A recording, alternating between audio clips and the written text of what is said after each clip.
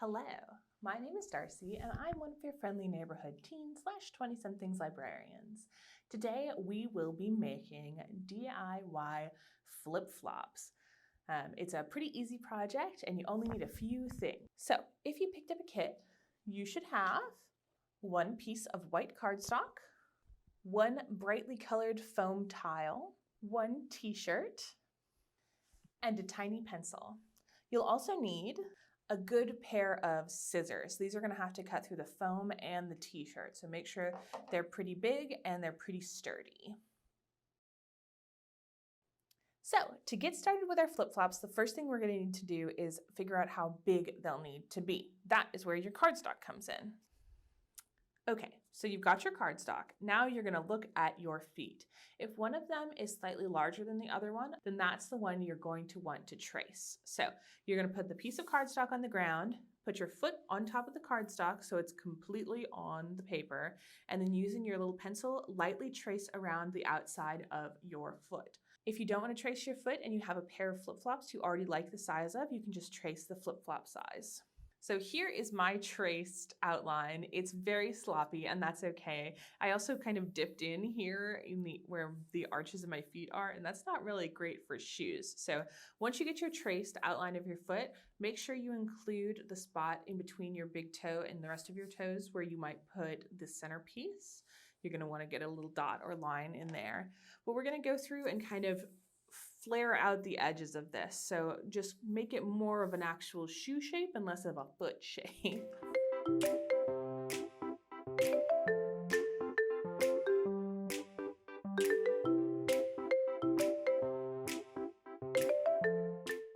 So once you got everything traced and you've kind of given yourself some extra room everywhere, and make sure you have that dot where your centerpiece is going to go, you can cut out this form. This is going to be the pattern we use for both shoes.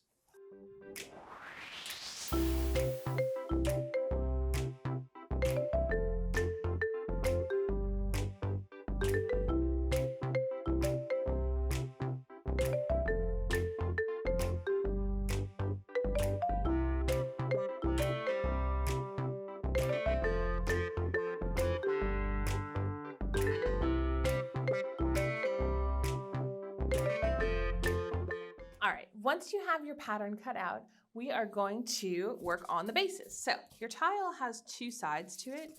One side is pretty well textured and the other side is very smooth. Now, I am gonna go ahead and put the textured side on the bottom of my shoes. You don't have to decide immediately, but I think that might help with slipping. I'm not really sure. These are gonna be a little slidey shoes regardless, but they'll be an interesting experiment. So I'm gonna go ahead and put my pattern down on my tile, and you're going to want to make sure there's enough space for you to get the other one cut out as well. So once I have it set about where I want it to be so it doesn't spill over the edges anywhere, I'm going to tape it down in just a couple of spots.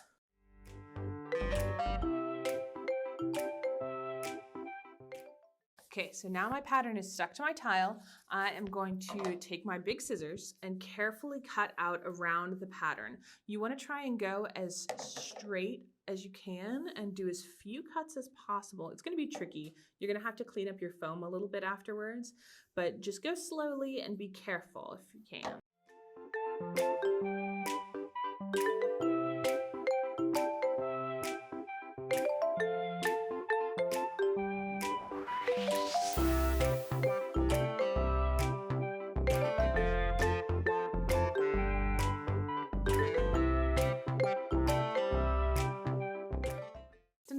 And there we have the first base. So if you look at the edges, it's really rough. I'm going to go ahead with the scissors and clean this up a little bit.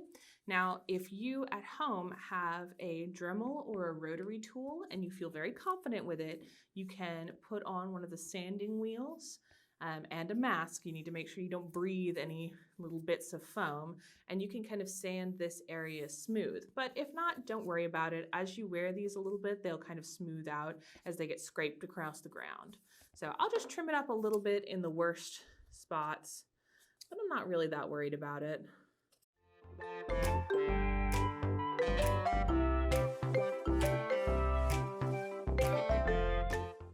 If you wanted to, you could also cover the side with like a ribbon or something and just glue it down. EVA foam, which is what this kind of foam is, it's just like the tiles that you use for crafting floors, is pretty forgiving for things.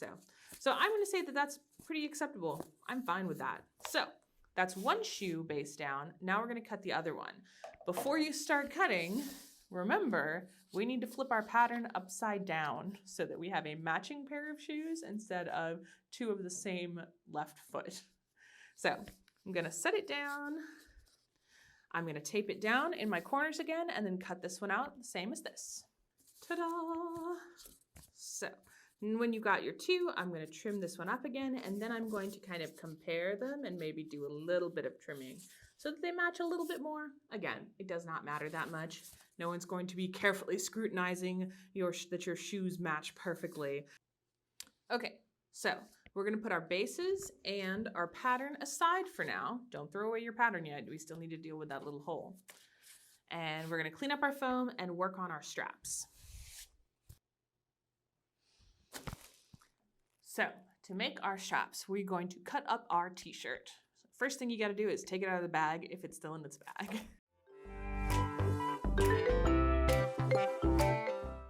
So we have our t-shirt. We are going to make some t-shirt yarn. And to do that, we're going to cut our t-shirt into strips and then pull it really tight. And that stretches the fabric out and makes it one kind of contained piece of yarn. First thing we're going to do is cut off the hemmed edge of the bottom of our t-shirt.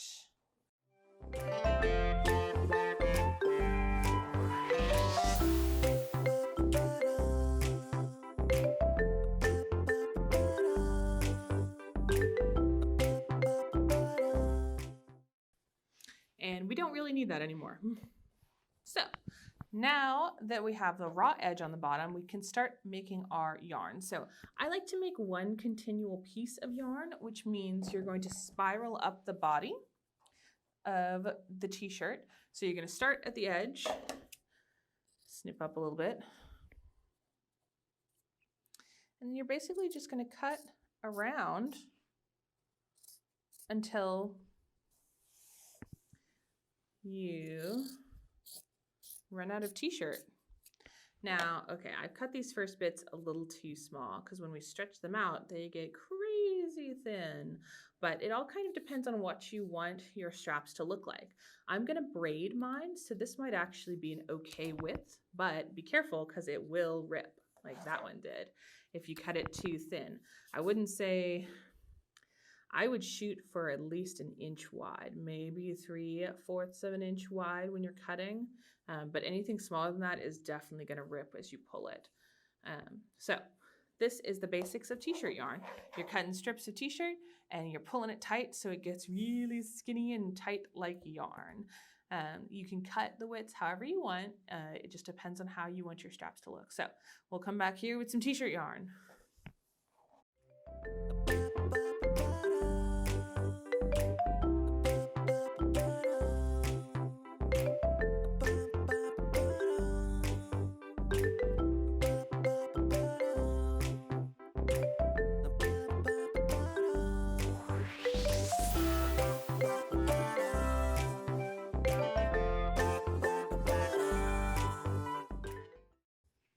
Okay, so our t-shirts are old summer reading t-shirts. They've got big patterns on them, and these patterns will not pull correctly. So once you get to the big design up here, I'm gonna go ahead and snip off my one long piece of very raggedy looking fabric strip.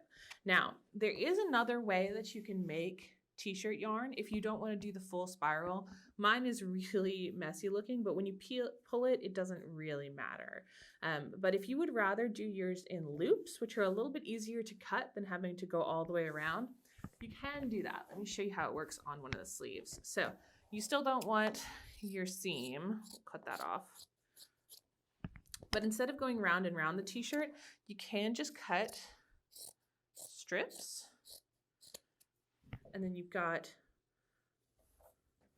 one loop of t-shirt material and you can stretch it out and pop it at the seam. Like the sleeves have seams, so you can pop it there, but you can just trim it. And then you can always tie these together if you want a longer piece of yarn. But often this will be enough, especially if you go the full width of the t-shirt, how wide it is. But we'll use this for straps later. Okay, so once you have cut your yarn, you'll have to pull it. So I'm going to go through with this yarn and pull it piece by piece. You can't pull the whole thing because it's too super long, but I'm going to pull it into bits of actual t-shirt yarn. And if I need to, I'll trim off any of these little stray bits here, since I cut my yarn so haphazardly.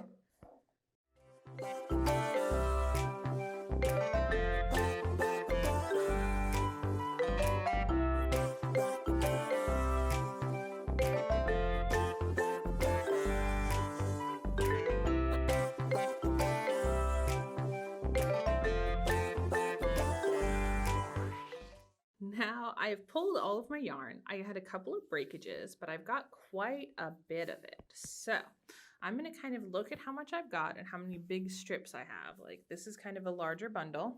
These are my tiny scraps. This is a fairly larger bundle. That one's really big, and this one's a little bit smaller. So I want my straps to be braided, and I'm going to do 3-strand braids on each side. So I will need 6 pieces that are about even width. We're not going to worry about these little scraps because we will need some bits to tie off on. So we're going to set this aside. So with my big containers, I am going to go see if I can get 6 even pieces about the same length. They don't have to be perfect, and they're probably going to be way longer than I actually need, but that gives me some room to play with. So I will be back once I have figured out what my lengths are where I can stretch them out and see. You're going to want to lay them out next to each other and see about how much space you have. If you were a wizard and managed to get all of your yarn into one large piece, you can just fold it in half to get a piece for each side, and then from that you can separate each half into thirds. Okay, I went and measured out all my yarn and snipped my pieces. So I have 6 thin strands. Each is about 7 feet long, I would say, but I cut mine really thin. So once you've got your strands trimmed out, now we start braiding. So it is a simple 3-strand braid. I'm going to go ahead and tie a knot in this end. And if you want, you can tape down your ends somewhere or like loop them over something, clip them to something. You want your braids to be fairly tight because the t-shirt yarn already kind of stretches. And it can be tricky to braid something this long. Just go slowly. If you don't want to braid at all, you don't have to. You can cut your straps much thicker and just have single strands. That's fine. Or you can twist them instead of braiding. That's okay too. So we'll come back when both of these guys are in 2 long braids. Okay, so I now have 2 very long braids. I went ahead and tied off my ends because the style of flip-flop I'm going for has kind of a strappy wrapped back sandal. But if you only want a basic flip-flop that has, the flip-flop base and the 2 wings that come over your foot, then you do not need to braid nearly this much amount. Realistically, you only need to braid maybe this much for each foot, and you don't need to tie off the ends. So it just depends on the style of flip-flop you're interested in making. But for this kind of strappy guy, we've got our 2 long braids. And now we're going to work on attaching the straps to the bases. So we will need our 2 foam bases and our pattern, the tiny pencil, and some little thin scraps of t-shirt yarn. If you didn't get any scraps left over, you can cut off some from the sleeves and pull them out. You don't need a ton, so just a little bit is enough. You'll also need your scissors. So the first thing we're going to do is punch the holes for our center spot on the flip-flop. Now, this is why we needed the dot, and this is why you need a good sharp pencil. So I'm going to go ahead and poke through the paper on this side, and that gives me a nice hole right there. Now, this pencil is sharp enough and the right size that I can get all the way through the foam, which is exactly what I want to do. I don't want to push the pencil wholly through. I don't want this giant hole through the whole thing, but just a little point on the other end, and we'll pop it out. And now we'll do the same with the other side. Remember to flip over your pattern. We've already got our little hole punched, so we'll just stab it in there and work it through. So with these 2 holes punched, we're going to take some of our t-shirt yarn scrap. I'm actually going to get 2 pieces. And we're going to flip over one of our flip-flops. And taking the fabric, we're going to set it over the tiny hole and use our pencil to gently work it into the hole. Now you want to do this in the center of your fabric because we're going to get a loop to poke up through the top. I'm just going to kind of work it in there. Don't be too aggressive because you can rip your t-shirt yarn with this pencil. But when I flip it over, I have a little loop. So that's good enough for now. We're going to leave these tails hanging and do the other side. And so that is the start of our flip-flop straps. So if you want to see now the way we're going to arrange everything, we're going to thread our strap through and get that to hit right about the middle. And then we can, so you can either leave this bit a little bit longer. You could tie a knot here and you need a couple of knots down at the back, or you can pull it all the way down and have this whole strap. But if your straps are really any bigger than this rope, I probably wouldn't do that. I'm going to leave a little bit of room. Not much, because again, t-shirt stretch. And I'm going to tie a couple of knots down here on the base, because we don't want this little strap to pull through.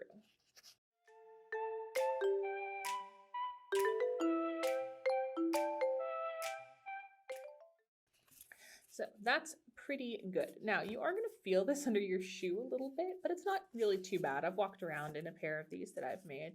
They're not terrible, but you might have to replace them. If you really don't like the way this feels, you can just tie a very small knot and then put something else on the bottom of your shoe, like maybe a piece of cork. But I think that this is perfectly okay for the moment. So we're going to tie that off and snip it short.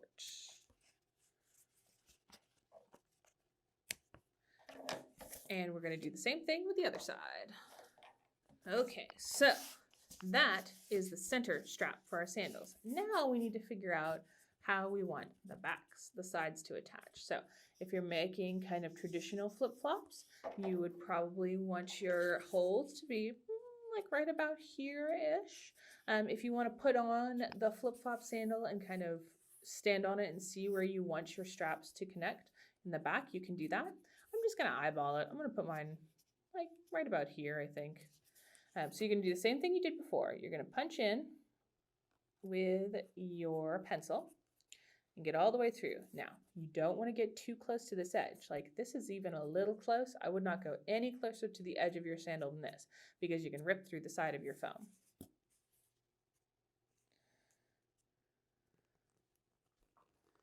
I'll do both sides. And we'll kind of see where our sandals hit. And we'll do them on the other side too.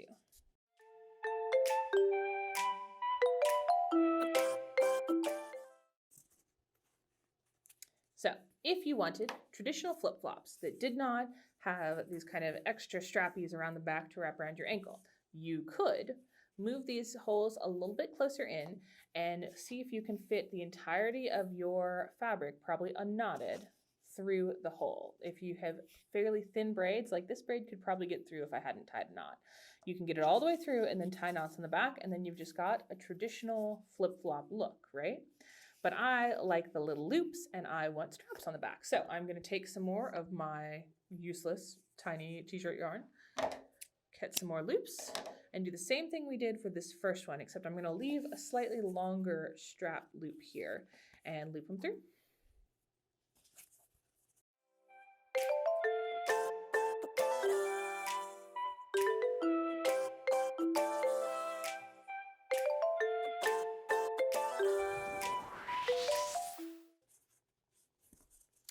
So now that I've got these little loops, I'm going to thread my large braid through to about where I think it'll sit. I'm not going to pull these guys tight, so it's okay if it's going to move a little bit. And then I'm going to tie knots on the back.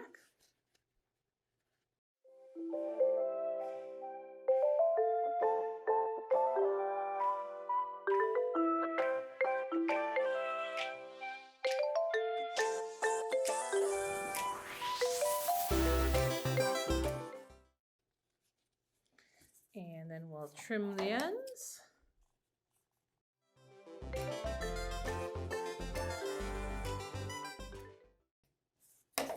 And that is one flip-flop ready for the beach. So when these are on, they will crisscross behind the ankle and then wrap and tie in front of the ankle probably. You might be able to get another loop if you wanted to.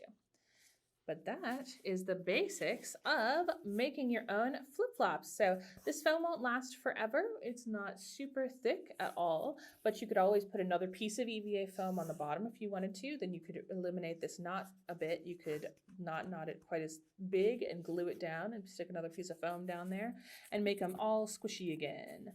So I'm going to finish off this other sandal and then I will show you a picture of the finished result.